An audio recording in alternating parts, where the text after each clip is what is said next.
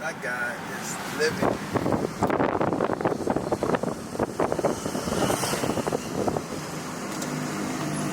Think like that. You are not in business to do charity. Remember that. It is profit. So where you make the biggest profit is what you think. Okay? And damn everybody. You understand? Low cost housing is for the government. Because they can get free land. They can come and do construction and all that. They can road construction, they put in the pipes and everything else. But you as a private person, once you begin to do that, it's going to cost you. When I moved in here, I paid for the road in front of me. I paid $4,000 for the road in front of me. Okay? USD or cedis? I paid for the electricity line. I paid for the water. That's what I was trying to say. For the neighborhood in Yeah. Ghana, you know, see all the McCarthy Hills, Yeah. or you go to Eastlake or one of those places. Then you get into the middle of all those nice houses. Yeah. Then you have bad roads. Yeah. Okay. Yeah. And the people are not willing to pay. I don't understand that. I wouldn't say that. Somebody will have to organize them. A homeowners association. Exactly. That's what I was talking to Eric about. Somebody will have to organize the people. Yeah. You understand? Because the people are reasonable. If you tell them and you're honest with them, they will pay. Here, I paid $2,000 for each plot. I have 2 plots, so I paid $4,000. Okay. How much are those plots worth now? Like just a plot in Airport Hills. Here, In Airport Hills, how much would a plot go for now? it's now about $300,000. USD. Yeah. And you paid 4,000. No. I'm talking about the road. Oh, okay. The road in front of my house. That's how much the property owners charge me. That's my contribution. Okay. And I'm sure by now it's gone up. You get it? So the people who are living here, essentially, we paid for the road. Okay? So it's leadership. Leadership, like somebody who understands this, and I've often said this thing, that if we start taking money from people who buy land, if you buy land and they say, pay $500 for the road in front of you, I think people will. Yes. And then the government will make sure that they don't steal the money and they do the road and see what happens. That would make things so much Yeah, better. because it's just unreasonable to build a house when there's no road. And you're like going like 2 miles an hour trying to get to your house. You know, where my other place where I used to live, the people that are opposite me, all very rich people. They have a Mercedes and BMW and things like that. And it's all hooked up in the garage. It all comes out on Sunday. They all have 4x4. Every day, that is what they use to go and come. They can't use the BMW. I think that's something someone can bring to the table. Yeah, because here, we made it that when you go build your house in some remote place in Kasua, you expect the government to come in and do the road for you. So it takes 20, 30 years before you get it. You get it? I mean, it's not funny, but you know. But if we all got sense, and at least we give the municipality that whenever you buy a land, you pay $1,000 for the road in front of you. That is mandatory. Okay, so if it's mandatory, the government can go and borrow money from the bank even to construct it before. Because they know they're going to get it. Because they know they're going to get the money. You understand? Okay, so we have to be innovative a bit. But then there are places that will say, but these people, they didn't pay, but why do we have to pay? Okay, and some people, they are happy going through the rough and tumble like that. Some people are happy. I'm not. Oh, I'm not. It's annoying. Okay. Let me ask you, a black American who has a home in America with a lot of equity in it, would you, and they're interested in relocating to Africa, would you advise them to sell their home or pull money out of their home in order to buy a property or build a property here in Africa? My thing is you can do that, but you need to make sure that your mortgage is taken care of back in the States. Right. So don't sell, or sell because it'll be taken care of, or when you sell, where you gonna live? maybe buy something smaller, or For me, debt is not my friend. I don't like debt. You get it? Americans, we love that. Yeah, I know. That's why I cut off my credit cards. Okay, so now I only have a debit card Right. to my account. The money is not there, I don't buy it. Okay. So if you do that, that means if you're taking the equity and doing a house here, Right. okay, what happens is that your house there, you need to continue To pay. to pay. Right. Okay. If you can do that, I don't have a problem with it. Now, on the other hand, you can also sell, but when you sell, you have to buy. So if you are buying, if you're not careful, all your profit will go into the new one. So True. there won't be much left unless you downsize. Downsize. Okay, so when you downsize, then there's going to be some money left. Okay. On the other hand, if you have good people here, you can do it. How do I? On piecemeal. When you get the money, you send a little.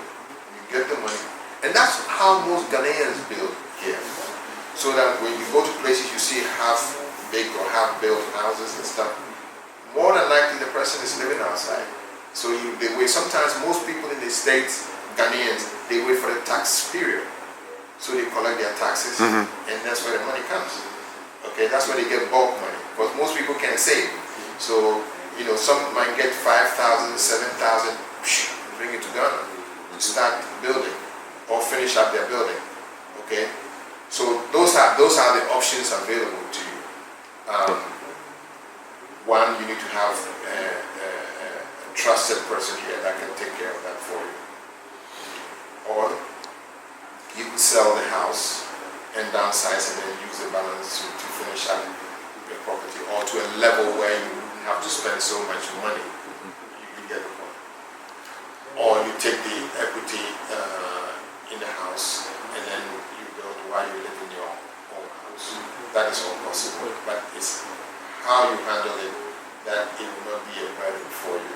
Is what I would do. Okay. And then another, I guess, hiccup or hurdle that or concern that some Black Americans have in regards to buying land in Ghana is Ghana is a leasehold. It's a leasehold. What's the advantage of being a leasehold versus just buying the land all out? And then what can happen after that lease happen? After the end of that lease, like what's the worst thing that can happen? Like what? Nothing. Okay. All right. Go ahead. Nothing. The leasehold means that the government started. They used to have freehold. Right. Okay, freehold, but now they canceled the freehold. Okay. Now, on the freehold, how many years do you expect to live? No, you can pass it down to your family though. It isn't necessarily about the individual. Me, I think long term for my kids. No problem. Pass it on, yeah. You can pass it on. And essentially, what it is, because like those people who are living here at Laboni was started by the white folks when they lived here. Okay. All the leases have expired a long time ago. So usually what happens is that it's renegotiated between the family, the landowners, the original landowners. Okay. Nobody is going to possess your property, but you just go back and renegotiate for the land. You understand? Okay. Right.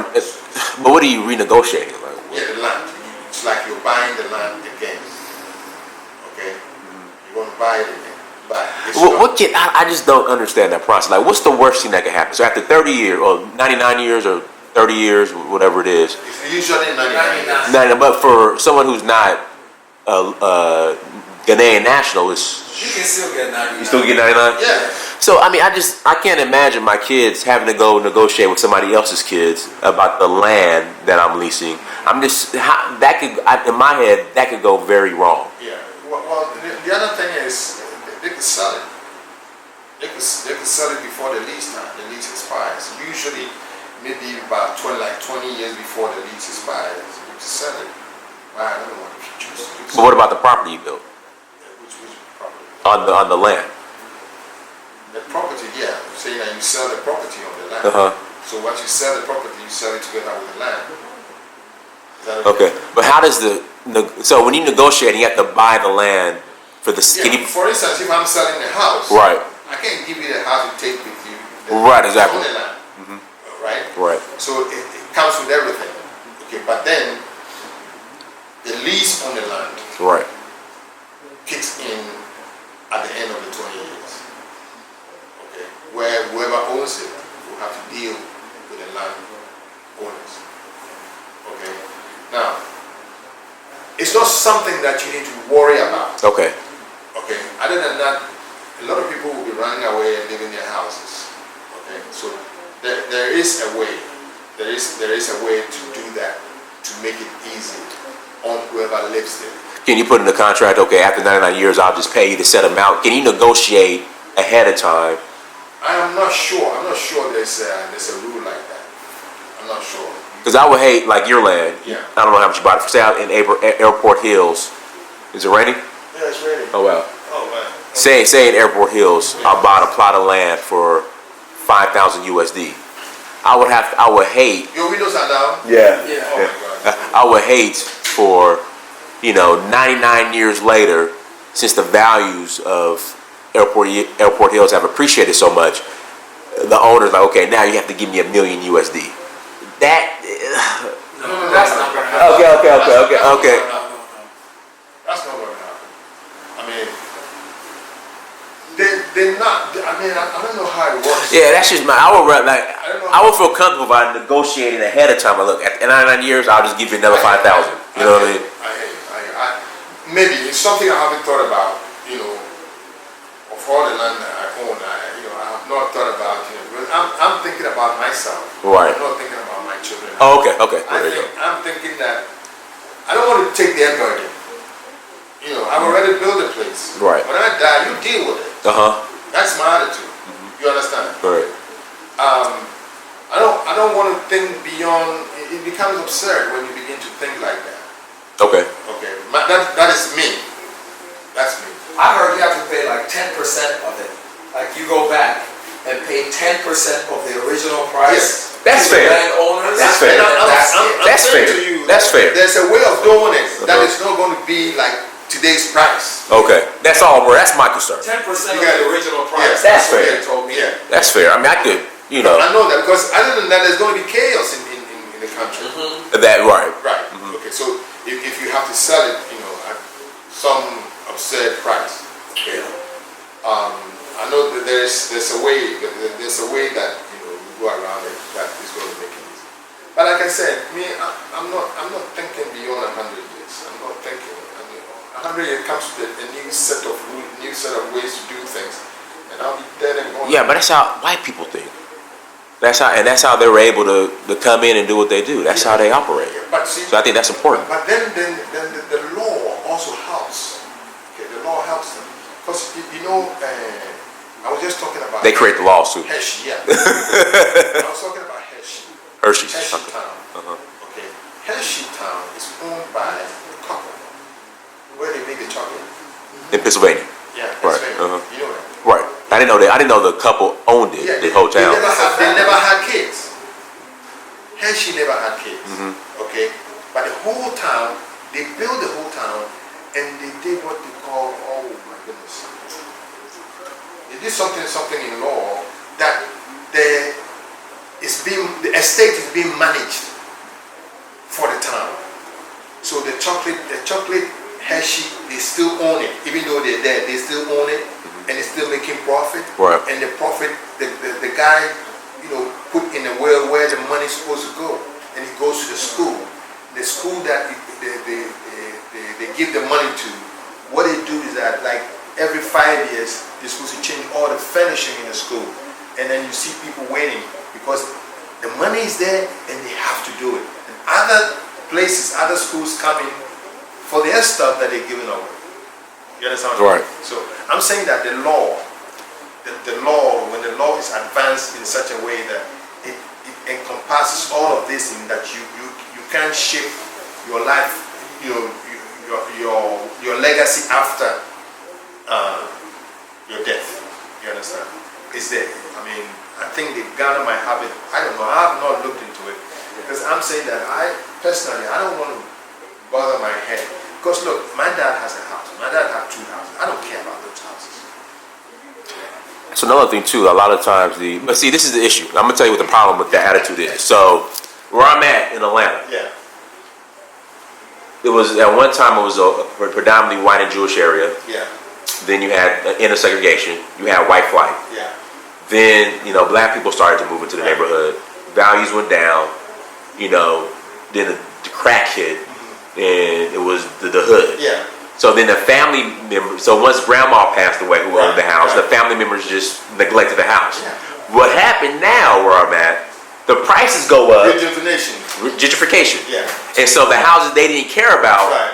that were like literally like houses that are, we call them zombie houses. Yeah. Like a zombie house is like just back in 2011 was like, you could buy one $15,000. Now they're like $175,000. This is a zombie I house. know it's happening. It's happening in DC. Right, same thing in DC. Right, same thing in DC. Right. I'm blind. But the reason I'm saying that is that my father had 10 kids, Okay. 2 houses, one in his hometown and one here in Accra. Okay. All of this are doing well. Everybody's got their own house. Got you. Okay. Now, except for my senior sister, who's taking a room there now. He lives in Connecticut, but he has a room there, air condition, everything, and he goes in. So I'm saying that if I go there, if I want the house, which room am I taking? Because there's 10 of us. I just think the value of it, of the house in general. I mean, you can get the value of it, but not until you decide to sell it. Right. Okay. And before my dad passed, he also brought in some family members to live there. So they have also become part of the house. That it's kind of difficult. Now my mom is still alive. It's 80 something, and they're taking care of her, right? So how do you eject them?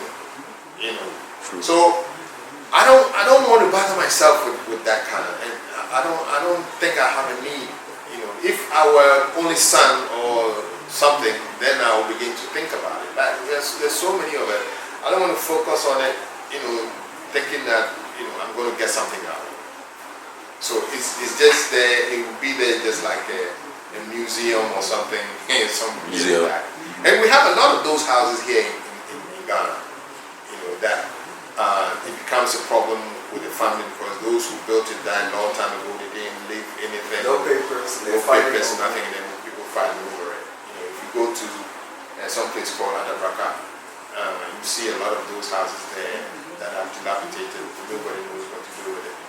Sometimes it takes a very rich guy to be able to pay everybody, satisfactorily so you can have it. So often it makes the house very expensive. You know how much Dr. King's house just sold for in Atlanta? I know. So they bought it for $3,500 back in the early 1900s. You know how much the government just bought it for close to $2 million. No, you're buying Dr. King's house. Okay, but I'm just saying, just the value of houses, just If my father were to be the first president of Ghana, and then I would think about the house. Okay, got you. Okay. Value more. It's not just the house, but the name of the person who lived there. The historical aspect of it makes it more expensive. And in Dr. King's house, you can't buy Dr. King's house for $100,000. You can't. But I'm sure in that neighborhood, you can. The house is not worth $2 million. Oh, the neighborhood where Dr. King lives? Like, the move into that neighborhood, a small shotgun house, maybe 3 bedrooms, not even 3 bedrooms, 2 baths, maybe 1,700 square feet. They're starting off at like $500,000 now. Oh, really? Oh, God. Atlanta is changed. It's crazy. Yeah, Atlanta is, because, people who can't afford New York and LA, they're all coming to Atlanta. Yeah. Driving up those prices. Yeah, exactly. And the prices are going up Atlanta is, see, people used to think Atlanta, everything's cheap, but it's completely changed now. Yeah. I'm surprised. Yeah. I'm surprised. Wow. Anyway, I think I have to step out. Yeah. We covered a lot. I appreciate. Thank you. We covered a lot. This is good. Learned a lot. I learned a lot today. Of course. You're talking Yeah. to the man himself. So Okay, the man himself, the man. Yeah, but we learned a lot. We appreciate it. I didn't get Thank more you. for nothing. There you go. Learned a lot. Learn a whole lot. Okay. Yeah, so, And you're in Airport Hill, so you're doing something right. Yeah. Okay. I do this job. oh, okay, did this one in? This one, boss. My glass door. Yeah. Yeah. Yeah, he did this. He did this and did that. Correct. And then did This another one. one. Yeah. See, my style, I like the. Yeah. No. Not the windows. Only the doors. How many living rooms do you have? What do you mean? Look at this. Oh wow! Hold on. This is goodness. How tall are the ceilings? Golly, look at the ceiling. Golly. Oh, 40-foot, 50-foot ceilings. But I have the real man. This is excellent. Oh, they got bar. You see the bar, Phil? Bar. Yeah. This is real life. Right, real life. Ghanaian. And but you know what I like about this? Like, you know how in Ghana people like those gaudy curtains? Yeah. This one is Even like, this, I nice, wanted, like my simple. wife selected this. Yeah. I wanted those one I have here, but she wanted that. But I didn't want any fight, so I said, okay, let's keep that. Right. Yeah, but eventually I'm gonna change that. You want to come soon? You're welcome. Oh yeah. Oh, that's right. Yeah. Hey, Kay. Okay. Thank you. Kay, come, let me show you this. See, like simple, I want like simple colors too. Yeah. See, simple colors, very simple. You come in, no, nothing, like that. Once my boss is here, I don't have problem. Ghana. Yeah, man. This is This is nice. Ghana. Okay. Yeah. And you know, this door too, I also designed these doors myself. It's all metal. This is Is that metal? yeah. But what about this? It's all metal. This is plastic. The surface is plastic. Okay. Now, I bought the door from the US, but it came in wood. So I took everything out and made metal. All these things, I dismantled it. Yeah. Then I designed it with the metal. In Ghana, they can do everything, huh? They can, but sometimes they don't have the ingenuity or the understanding. So you need to show them if you know. Like I said, I'm a contractor. I know how to do some of these things. So you just told them what So to I do. told them they fabricate everything here. We just did it all here. You get it? So you need to have everything. I planned it and told them, well, here, put it here, cut it here, put it there, and they did it. You know. So it's good.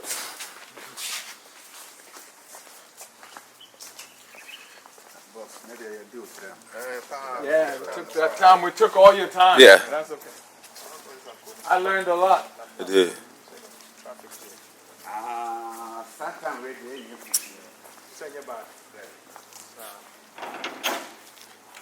So, do you have on-site housekeepers or maid or Yeah, how that live here? Yeah. Okay. Well, some they come and go. They come and go. Okay. Come here two days every week. Okay. Yeah. So they don't live on site. You don't allow them to sleep inside the house with you, do They they? sleep. I have two bedrooms here. Oh, okay. Yeah, you have a little house for them to sleep, but they have no entrance in that. Garage, yeah.